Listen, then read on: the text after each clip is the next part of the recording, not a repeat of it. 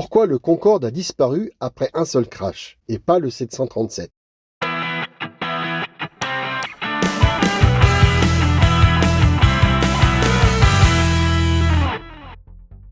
Pourquoi le Boeing 737 a eu beaucoup d'accidents et continue de voler, alors que le Concorde s'est crashé une seule fois et a été interdit?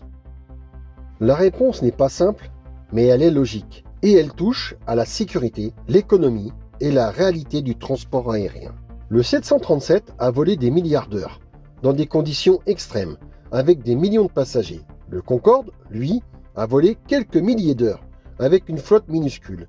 Alors oui, les chiffres peuvent être trompeurs. Le Boeing 737 est l'avion le plus vendu au monde. Des milliers d'exemplaires, des millions d'heures de vol. C'est l'avion de base de dizaines de compagnies. Donc forcément, il y a plus d'accidents en nombre absolu. Mais ça ne veut pas dire qu'il est dangereux. La probabilité d'un accident est faible, mais multipliée par le volume, ça donne un chiffre important. Le Concorde, c'est l'exception. Seulement 20 exemplaires, très peu d'heures de vol et un coût d'exploitation monstrueux.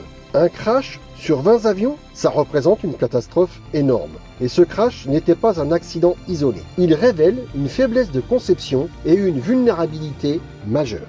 Les accidents du 737 sont variés. Météo, erreurs humaines, maintenance, conditions difficiles. Le 737 vole partout dans toutes les conditions. Le Concorde, quant à lui, devait gérer la vitesse, la chaleur, la pression et une marge de sécurité faible. Un accident grave sur un Concorde, c'était un problème technique énorme, pas juste une erreur isolée. L'économie est le facteur décisif. Et c'est là que tout bascule. Le Concorde coûtait une fortune. Carburant, entretien, pièces, pilotes spécialisés, tout était extrêmement cher. Après l'accident, pour rendre le Concorde encore plus sûr, il fallait faire des modifications très coûteuses. Et le Concorde était déjà en perte. Donc, la décision a été simple. Arrêter plutôt que de continuer à perdre de l'argent et prendre le risque d'un autre crash. Pourquoi le 737 continue de voler? Le 737 continue parce qu'il reste rentable, fiable et indispensable. Quand il y a un problème, Boeing corrige, renforce la sécurité, forme les pilotes. Le transport aérien ne peut pas s'arrêter à cause d'un modèle unique. Ce qui fut contredit avec l'affaire du 737 MAX et ses nombreux problèmes cachés par Boeing.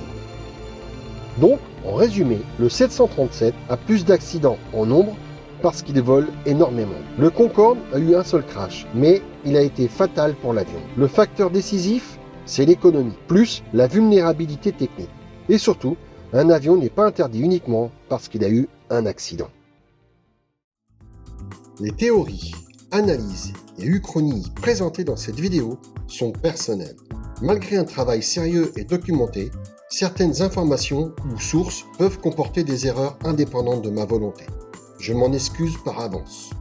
Je vous remercie de faire preuve de compréhension, de politesse et de courtoisie dans les commentaires.